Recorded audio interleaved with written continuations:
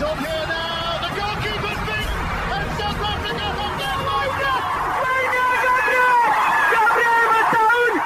Shagger Sport 2010. ሰላም ጤና ይስጥልን እንደምን አላችሁ የተከበራችሁና የተወደዳችሁ የሸገር ስፖርት ዊዝ አበበ ግደይ የዩቲዩብ ቻናል ቤተሰቦቻችን በያላችሁበት እጅግ አስደሳች ጊዜን እያሳለፋችሁ እንደሆነ ተስፋ እናደርጋለን። መልካሙን ሁሉም ለናንተ እንመኛለን። ታዲያ ይህንን ሸገር ስፖርት ዊዝ አበበ ግደይ የሚለውን የዩቲዩብ ቻናላችንን ሰብስክራይብ አድርጉት፣ የደውል ምልክቱን ተጫኑትና አዳዲስ ፕሮግራሞችን ስንለቅ መልእክት ይድረሳችሁ። ላይክ በማድረግ እንዲሁም ደግሞ ሊንኩን ለሌሎች በማጋራት በተከታዮች ቁጥር እንድንበዛ የምንሰራቸው ፕሮግራሞችም ብዙ ሰዎች ጋር እንዲደርስ የምታደርጉትን ጥረት አጠናክራችሁ ቀጥሉ እንላለን። እስካሁን ላደረጋችሁልን ድጋፍ፣ እገዛ እና እኛን ለማንቃት ለሄዳችሁት ርቀት በሙሉ ምስጋናችን ትልቅ ነው። በጣም እጅግ በጣም አድርገን እናመሰግናለን። በተጫዋቾች ዝውውር በጣም ብዙ እድገቶች አሉ። የእውነት ለመናገር የማቲስ ኩና ዝውውር ስምምነት ላይ መድረሱን ማንቸስተር ዩናይትድ አሁን ኦፊሻሊ ያረጋግጠዋል። ልጁ ሕክምና ምርመራ አድርገዋል። የቀረውን ይሄ የፔፐር ወርክ የሚባለው ስራ አለ አይደለም፣ የቪዛ ይሹ አለ፣ ብራዚላዊ ስለሆነ የስራ ፈቃድ ምናምን የሚባሉ አሉ። እነዚህ አያስቸግሩም ስልሽ ያ ወልቭስ ሲጫወት ስለነበረ አያስቸግሩም፣ ግን ፎርማሊቲው ይሟላል። እኔ አንድ በጣም የምወድላቸው ባህል ናቆ የለ ምናምን የሚባል ነገር የለም። ገብቶሻል አይደል? በቃ ማንም ሁኚ ማቲስ ኩና ሁኚ ማንኝ ኢንፎርሜሽን ቢኖረውም ፕሮሲጀሩ ግን ይጠበቃል። አለሽ እኮ ምንም ነገር አሁን የሴኪዩሪቲ ቼክአፕም ላይ ቢሆን እኮ ነው አሁን የደህንነት ስትፈተሽ ወይ ግቡ ምናምን ትባለሽ ስትታወቂ። ግን በዛ በምንም ተአምር whoever you are ነው ብለሽ ህግ ለሁሉም እኩል ነው የሚሰራው። ከህጉ ህግ ለሁሉም ነው የሚሰራው። ሁሉም በዛ ሂደት ውስጥ ማለፍ አለበት። የመጀመሪያው ነገር እሱ ነው። ሁለተኛው በሆነ ሙያ የሚታወቅ ሰው አንድ የሆነ ነገር አያስብም ወይ እንደ መደበኛው ሰው ያስባል እኮ ገባሽ? ክፉ ነገር የማድረግ ለምሳሌ መሳሪያ ይዞ እንዳይገባ፣ ቦምብ ይዞ እንዳይገባ፣ የሆነ ነገር የተከለከለ ካሜራ ይዞ እንዳይገባ ምናምን የሚከለከልበት ቦታ ከሆነ መደበኛ ህይወት ላይ ያለውም ሰው በሆነ መንገድ የሚታወቅም ሰው እኩል ቢፈተሹ ነው ደህንነት የሚባለው ነገር የሚረጋገጠው። ግቡ እናንተ በዛ በኩል ግቡ ስትይ እነሱ ይዘውት እንደማይገቡ በምን እርግጠኛ ትሆኛለሽ? ቢፈተሹ ምንድን ነው የሚጎዱት? እዛ እንደዛ የለም። እናቴ ልጅ ያብጠረጥሩሻል አልኩሽ። ይሄ አሁን እነዚህ አውቀሻል። ካርሎ አንቼሎቲ የሪያል ማድሪድ አሰልጣኝ ነው። ባጅሽን እስካን ካላረጋ አይገባ። ኮቹ እኮ ነው ወንድሜ ምናምን የለም ማሳያ። ታዲያ ኮቹ ከሆነ እኮ አለው አይደል የተሰራለት ባጅ። እግዚአብሔር ነው የምልሽ። እኔ አሁን ባየሁበት እኮ ነው ነገር እንደ ሳምራዊት እኮ ናት የሸገር እንትን አታውቃትም እንደ ምናምን ብለሽ ሌላውም ሰው ጫና አረገም። አንቺም ያንን ማሟላት ግዴታ አለብሽ። መፈተሽ አለመከበር አይደለም። ክብራቸውን የሚያሳዩበት የራሱ የሆነ መንገድ አለ። ስራ ለሚሰራው ሰው ስራው ላይ ግን ለተቀመጠው ህግ ክብር መስጠት ካለብሽ ያንን ነው የምታደርግ። ፕሪቪሌጅድ ከሆንሽ ወረፋ ከሆነ ወረፋውን ብቻ ሰዎች ሊያስቀድሙሽ ይችላሉ። እሱንም ደግሞ እንደ ዴቪድ ቤካም ከሆንሽ ነው ማለት ትችላለሽ። ነው እኔም እንደ ህዝቡ ሰለፋለሁ ብሎ አንድ ጊዜ ንግስቲቷ የሞቱ ጊዜ ለስንበት ቀኑን ሙሉ አብሮ እነሱ የሚበሉትን እየበላ እነሱ የሚጠጡትን እየጠጣ ምናምን እንደዋለው አይነት ሊሆን ይችላል። ለለሽ ፈልጌ ነው። እና በቃ ፕሮሲጀርስ አር ዜር ፎር ሪዝን። እና ማንንም ነው የሚመለከተው። ደግሞ ማንም ኤግዘምትድ አይደል። እዚህ ላይ እኛ ደካሞች ነን ብዬ ስለማስብ ነው እንደ ነገርም ጣል ያረው። የእውነቴ ነው ደካሞች ነን። ተፈተሽ ሲለን አያቀኝም እንዴ ምንል ልንኖር እንችላለን። መፈተሽና ያዳን ነገር ደህንነት መጠበቅ ኃላፊነቱ የተወሰነውም ሰው በቴሌቪዥን አይቼዋለሁ እሱም አያረግም ብሎ ነው የሚያስበው መሰለኝ። ልክ አይደል። እንደገና ደግሞ መፈተሽንም እንዳለመከበር መቁጠርም አይገባም። ማንም ሰው እኩል በየትኛውም አገልግሎትም ላይ ቢሆን በፍተሻም ቢሆን ሌላ ወረፋ የሚያስፈልግም ጉዳይ ላይ ቢሆን የሆነ ተራን ጠብቆ መስተናገድ ነው የሚገባው። ያ መሆን አለበት ብለው ሰዎች አስተያየት ሲሰጡ እኔም ላይ ምናምን የሚል ነገር መኖር የለበትም። ለማንኛውም አሪፍ ነገር ነው። ግን በአጋጣሚም ቢሆን ያነሳ ነው ግን ምን ታዘበው ነገር ነው። አይሆነት ግን ይሄ ነገር መስተካከል አለበት። ፐርሰፕሽኑ ልክ አይደለም። ኃላፊነት ያለበት ሰው ኃላፊነቱን ይወጣ። ሰዎች ኃላፊነታቸውን መወጣታቸው በፍጹም አለማክበር አይደለም። ተገቢውን ሂደት ማለፍ ደግሞ አለመከበር አይደለም የሚለው ነገር መታወቅ መቻል አለበት። ለሁሉም ነው መስራት ያለበት ብዬ ነው ማምነው። በአንዳንድ ነገር ላይ ፕሪቪሌጅድ ከሆንሽ ለምሳሌ ኦሎምፒክ ያሸነፉ አትሌቶች ፕሪቪሌጅድ ናቸው። አይሰለፉም። እነሱ በእንትን ይሄዳሉ፣ በቪአይፒ ሳሎን ምናምን ይሄዳሉ። በቃ ይሄ ሀገር የሰጠሽ ፕሪቪሌጅ ከሆንሽ በዛ በኩል ትስተናገጃለሽ። ያ ካልሆነ ሰዎች ካከበሩሽ ፕሌስ ለፋንት ይሉሽ ይችላሉ። ስራሽ ጥድፊያ ይፈልጋል፣ እንደዚህ ይፈልጋል፣ እንደዚህ ይፈልጋል ብለው ከተረዱሽ ግን ይሄንን ፈቃድ መስጠት ቢችሉ አሪፍ ተገልጋዮች ናቸው። አንተ ብትቀድም ቅሬታ አይሰማንም ካሉ ማለት ነው። ተግባብተናል? ያው በደንብ እሺ። ለማንኛውም ይሄንን ያነሳ ነው የማቲያስ ኩናን የዝውውር ጉዳይ በተመለከተ ነው። ስለዚህ ማንቸስተር ዩናይትድ እና ማቲያስ ኩና ያው በሚቀጥለው የውድድር ዓመት አብረው እንደሚሆኑ እንደውም ኦፊሻል ተብሎ ነው ዜና ሁሉ ሲወጣ የነበረው። ግን እንዳልከው አንተ ከወልቭስም እንኳን ወደ ማንቸስተር ዩናይትድ ቢዘዋወርም መጠናቀቅ ያለባቸው የወረቀት ስራዎች ደግሞ ይጠናቀቃሉ በቅርቡ ተብሎ ነው የሚጠበቀው። እዛ ሂደት ላይ መሆኑ ከብሔራዊ ቡድን ሲመለስ እንዳለ እያንዳንዷን ሂደት ይከተላታል። ይህን ያህል ማንቸስተር ዩናይትድን የሚያክል ክለብ አስፈርሞት አሁን ምናምን የሚባል ነገር የላቸውም ሳምሪዬ። በቃ ያልፋታል፣ እያንዳንዷን ነገር ያልፋታል። ልክ ነው። ስለዚህ ሂደቱ በዛ ሁኔታ ውስጥ መሆኑን ለአድማጮቻችን መንገር ነው። ሌላም ግን አዳዲስ የዝውውር ጉዳዮች እንደዚሁም ስንሰማቸው የነበሩ እና አሁንም ወሬያቸው የቀጠለ የዝውውር ጉዳዮች አሉ። እነዛንም እናነሳለን በዛሬ ዝግጅታችን ላይ። ምኑ የዓለማችን ልጥጥ ክለቦች ድሮ በእኛ ጎርመስና ጊዜ ልጥጥ ነው የምንለው ሀብታም ሞስት ቫሉዌብል ቲምስ የዓመቱ እኮ ወጣ። አንደኛ ማን ነው የሚመስልሽ? ሪያል ማድሪድ መሰለኝ። ሁለተኛ ፓሪስ ሰን ጀርመን። ሶስተኛስ? ሲቲ። አራተኛስ? ሊቨርፑል። አምስተኛ አርሰናል። ማንቸስተር ዩናይትድን ስንተኛ ልጠሪው ነው?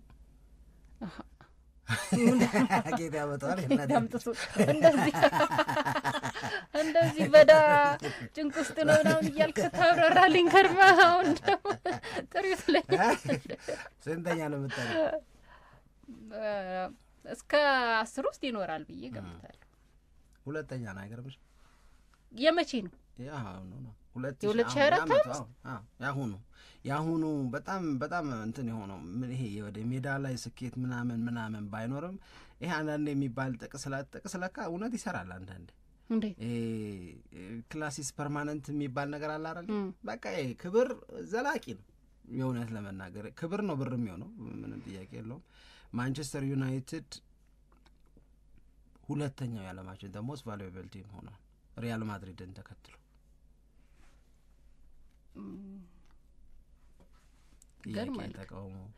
ገርሞ አልጠበቅኩም። ብዙ ሰው አይጠብቅም። ምክንያቱም ክለቡ ያለበትን ወቅታዊ ሁኔታ በደንብ እናውቃለን። ደግሞ በዚህኛው ጊዜ እንዳንገምት የሚያደርገን ትልቁ ጉዳይ የቀጠለ ነው። አሁን ለአንድ አመት ለሁለት አመት ብቻ እኮ ቢሆን ኖሮ ማንቸስተር ዩናይትድ የተበላሸበት ገና ነው። ማንቸስተር ዩናይትድ ትልቅ ክብር ዝና ያለው ነው። ስለዚህ በዚህ ወቅት ላይ ይህንን ያክል ቫሊዩ አለው ተብሎ ቢነገር እንቀበለዋለን ብሎ ለመናገር የሚያስቸግር አይመስለኝም። አሁን ግን ቆየ 10 አመት እና ከዛ በላይ ሆነ የማንቸስተር ዩናይትድ መቸገር ስኬት ማጣት። ከትላንት ወዲያ የወጣው መረጃ የሚያሳየው ይሄንን ነው። ማንቸስተር ዩናይትድ ኔምድ ወርልድ ሰከንድ ሞስት ቫሉዌብል ሶከር ክለብ። ይሄን ይልና የእያንዳንዳቸውን እናንሳ። ሌላ ቀን ወይ በዩቲዩብ ቻናላችን ላይ ልናስቀምጥላቸው እንችላለን። ሪያል ማድሪድ 6.75 ቢሊዮን ፓውንድ ነው ዶላር ነው። ማን ዩናይትድ 6.6 ቢሊዮን ዶላር ነው። በማን ዩናይትድ እና በማንቸስተር ዩናይትድ እና በሪያል ማድሪድ መካከል ያለው ልዩነት በጣም ትንሽ ነው። ያኛው 6.75 ነው፣ ይሄ 6.6 ነው። 1.5 ሚሊዮን አካባቢ ነው ልዩነታቸው ማለት ነው። ባርሴሎና 3ኛ ነው 5.6፣ ሊቨርፑል 4ኛ ነው 5.4፣ ማንቸስተር ሲቲ 5ኛ ነው 5.3፣ ባየር ሚዩኒክ 5.1፣ ፓሪስ ሰን ጀርመን 4.6 እስከ 7ኛ ያለውን ደረጃ ይዘዋል። አርሰናል በ3.4 8ኛ ነው ቫልዩ ማለት ነው። ቶተንሃም ሆትስፐርስ 3.3 እንደዚሁም የ10ኛ ደረጃ ላይ ያለው 3.25 ቢሊዮን ዶላር የተተመነው ቼልሲ ነው ማለት ነው። ምናልባት መመዘኛዎቹን ማየት ያስፈልጋል። እሱም በሌላ ቀን እናነሳለን። እንዴት ነው ካልኩሌት የሚደረገው ቫሉዌሽኑ በምን መንገድ ነው የሚሰራው የሚለውን ግን እውነቱ ይሄ እሺ ግን ገርሞኛል። እኔ ራሱን ያልጠበቅኩት ነገር ነው። የአውሮፓ እግር ኳስ ማህበር ይሄ የቴክኒክ ባለሙያዎችም በአውሮፓ ቻምፒየንስ ሊግ በውድድር አመቱ ምርጥ 11ን ይፋ አድርገው ነበረ እና አብዛኛውን የፓሪስ ሰን ጀርማ ተጫዋቾች ነው በዚህ ውስጥ ይገባቸዋል። ቅድምም በመግቢያችን ላይ ስንናገር እንደነበረው ዱዌ ነው ወይንስ ዴምቤሌ ነው ወይንስ ደግሞ ዶናሩማ ነው የሚለውን ነገር አክራፍ ሀኪሚ ነው ወይስ ካቪቻ ነው የሚለውን እንደዚህ ለመጥራት የተቸገር ነው። ሁሉም በየቦታቸው ላይ ምርጥ የሆነ እንቅስቃሴ ስላሳዩ ነው እና ከዛም በመነሳት የአውሮፓ እግር ኳስ ማህበር እነዚህን ምርጦች ይፋ ሲያደርግ ይመስለኛል የተቀላቀሉት ተጫዋቾች በጣም ትንሽ ናቸው። ለምሳሌ ያው ዶናሩማ በግብ ጠባቂነት አለ። ከዛ በመቀጠል ደግሞ እንግዲህ በኋላ መስመር ላይ ከፓሪስ ሰን ጀርማ ሜንዴዝ እንደዚሁም ደግሞ ማርኪኒዮዝ እና ሀኪሚ አሉ። ባክፎሩ ላይ ነው ወይስ ባክፎራ? እሺ ከባክፎሩ ሶስቱ የነሱ ናቸው። አንድ የኢንተር ሚላን ተጫዋች ባስቶኒ ብቻ ነው የተቀላቀለው። በቀደም ስናወራለት የነበረው ልክ ነው። ከዛ መሀል ላይ ደግሞ ቪቲኒያና ራይስ አሉ። ከዛ በግራና በቀኝ በኩል ግን ያማልና ራፌኒያ ተካተዋል። በፊት መስመር ላይ ደምቤሌና ዱዌ። ስለዚህ የፓሪስ ሰን ጀርማ 7 ተጫዋቾች ከ11 ማለት ራይስ ያማልና እንደዚሁም ደግሞ ራፌኒያ እንደዚሁም ባስቶኒ ብቻ ነው ከሌሎች ክለቦች የተቀላቀሉት። ምርጥ 11 በአውሮፓ እግር ኳስ ማህበር የቴክኒክ ባለሙያዎች ሲሰራ ማለት ነው። መልካም እንግዲህ ይሄ የተገቢ ነው የሚጠበቅም ይመስለኛል። ያው ልጆቹም የሚገባቸውን ክብር አግኝተዋል። አሁን የፓሪስ ሰን ጀርማ ኢንተር ሚላንን አሸንፈው የቻምፒዮንስ ሊግን ዋንጫ በታሪክ ለመጀመሪያ ጊዜ ማሸነፍና እንደዚህ ያለ ስሜት ውስጥ መግባት ተከትሎ ደግሞ ሌላም ጥያቄ የሚመጣው ፒኤስጂ ቻምፒዮንስ ሊግን ካሸነፈና እነዚህ ሁሉ ጥሩ ተጫዋቾች በቡድን ውስጥ ካሉ የባሎን ዶር ክብርም ወደ እነሱ ሊሄድ ነው እንዴ የሚልም ጥያቄ ከወዲሁ ተፈጥሯል። ባለፈው የሆነ ብልህ ሰው ምን አለ ኦስማን ዴምቤሌ ምናምን ሲል ነበረ። እስቲ ልናይ ማታ። አሁንማ በቃ ነገሩ በሙሉ ወደ ኦስማን ዴምቤሌ የሚያጋድል ይመስላል እና በቀጣይ ደግሞ ፓሪስ ሰን ጀርማ ቀደም ሀይሚ ስትነግረን እንደነበረው የዓለም የክለቦች ውድድር ላይ ተሳትፎ የሚያደርግ መሆኑ ደግሞ በምን መንገድ ይቀጥላል ይሄ የሚለውን በበለጠ ሁኔታ እንድንከታተል የሚያደርግ ይመስለኛል። ስለዚህ ከዛ በኋላስ ደግሞ በተለይ ተጫዋቾቹ በጣም ወጣት መሆናቸው ምናልባት ለዚህኛው የውድድር አመት ባይሳካ እንኳን ለሚቀጥለው የውድድር አመት ግን መሳካቱ የማይቀር ነው ብለን የተናገርናቸው ነጥቦች ነበሩ።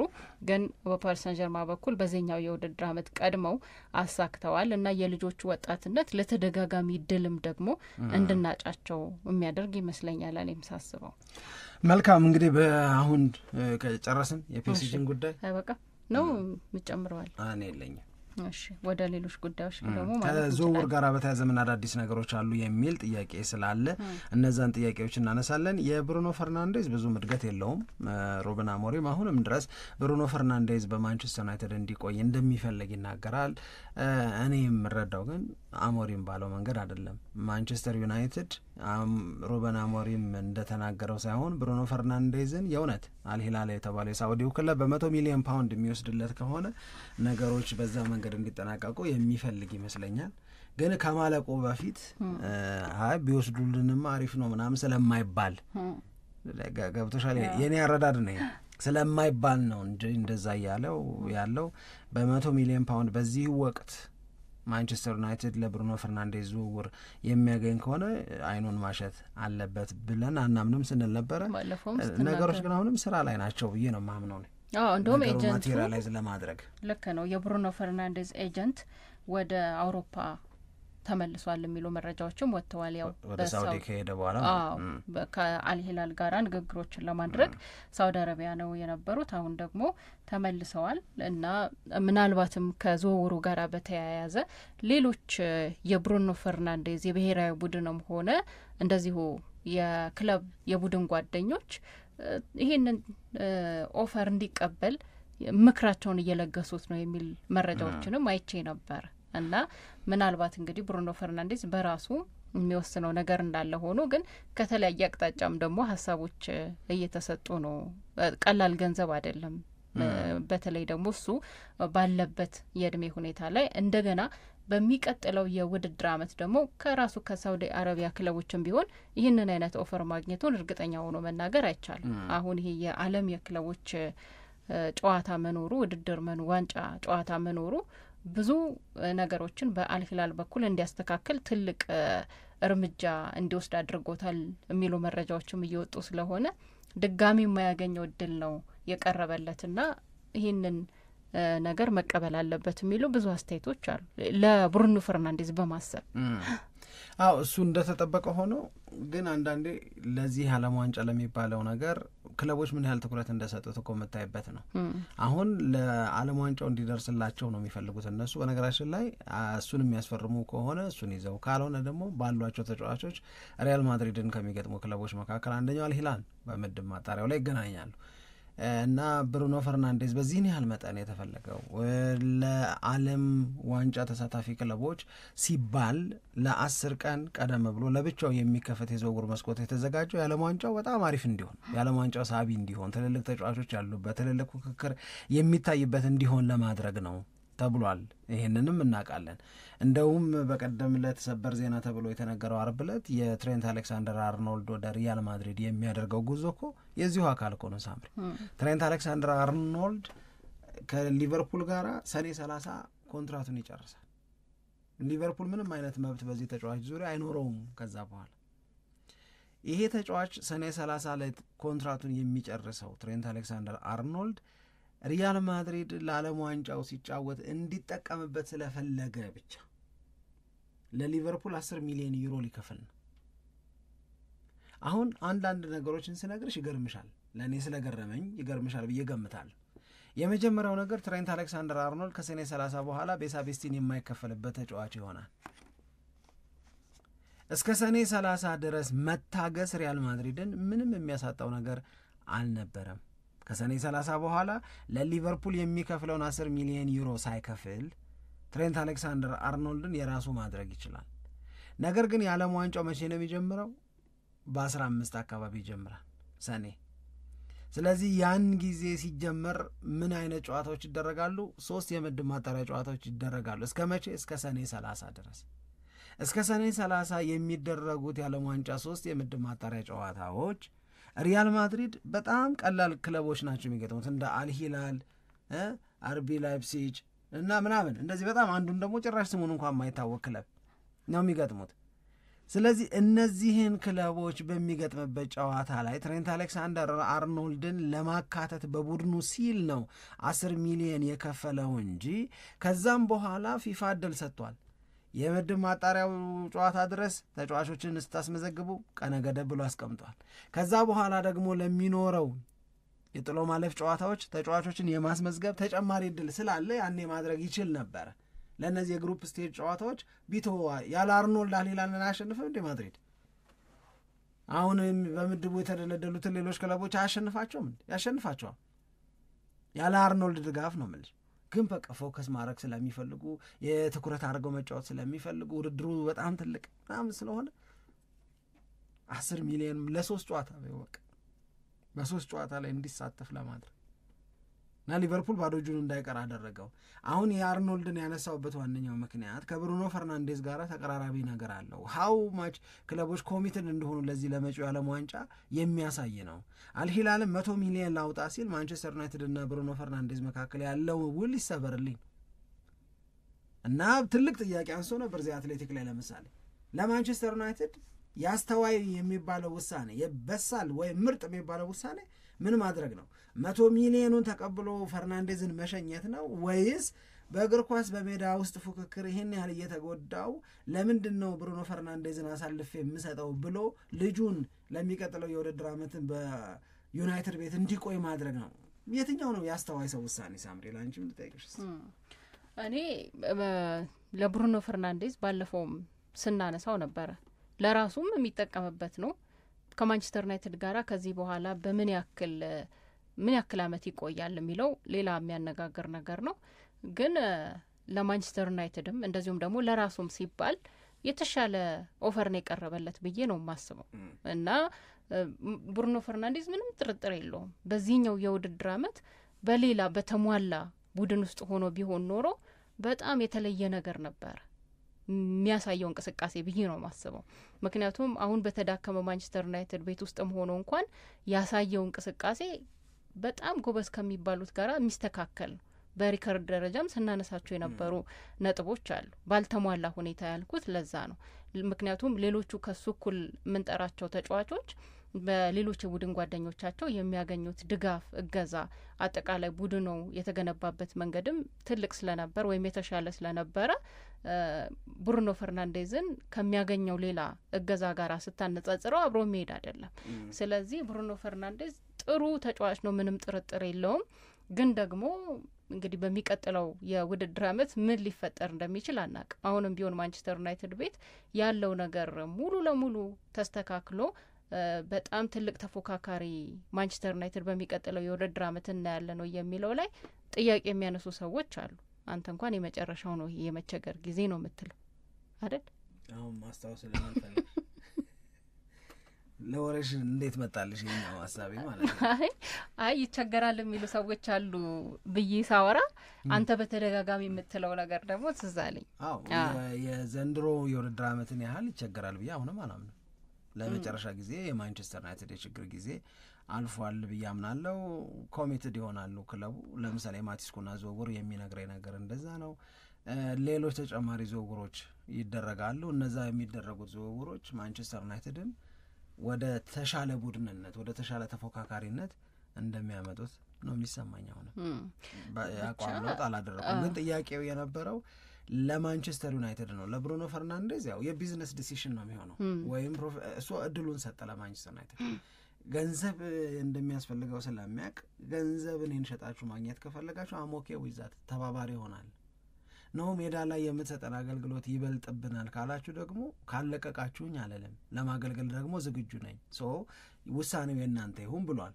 ማንቸስተር ዩናይትድ የመወሰኑን ኃላፊነት ወይም የመወሰኑን ድርሻ ሲወስድ የትኛውን ቢወስን ነው የሚያዋጣው ነው ጥያቄ ለማንቸስተር ዩናይትድ። አሁን አንቺ ማንቸስተር ዩናይትድን ብትሆኚ ለብሩኖ ፈርናንዴዝም ደሞዙ 700,000 በሳምንት ይሆናል ምናምን በሚለው አይደል ላንቺ? አዎ እኔም ለማንቸስተር ዩናይትድ ገንዘቡን ቢጠቀም ነው 100 ሚሊዮን ነው ብዬ ነው ማስበው። እሱ የተሻለ ነው ብዬ ነው ማስበው። ግን እኔ አልሂላል አንዳንድ የሚሰራቸው ስራዎች ይገርሙኛል። ማለት አሁን ይህንን የዓለም የክለቦች ውድድር ቢያሸንፍ እንኳን የሚያገኘው ገንዘብ ምን ያክል ነው? ወደ 140 ሚሊዮን አካባቢ ነው ሽልማቱ የሚያገኘው። ግን በዛ ከሚገኘው ገንዘብ በብዙ ጥፍ የበለጠ ነው አሁን ለማውጣት የተዘጋጀውና በተለያዩ ተጫዋቾች ላይ እና ራሱን ለማሳየት የተለየ ዝግጅት እያደረገ እንደሆነ የሚገልጽ ነው። እሱ ነው አሁን ትልቁ ትርፍ ኢትስ ኖት የሜኪንግ ማኒ ኢሹ አይደለም። ገንዘብ የመስራት ትርፍ የማግኘት ይሄ እንደ ንግድ ወጪ ገቢውን የምታመጣጠኝበት ምናምን አይደለም። ለምሳሌ ፓሪስ ሳን ዠርማ ቅዳሜ ያሳካውን የቻምፒዮንስ ሊግን ዋንጫ ለማሳካት ያወጣው ወጪና ትላንትና በስቲያ የደረሰበት እድል በጣም ብዙ ልዩነት አለ።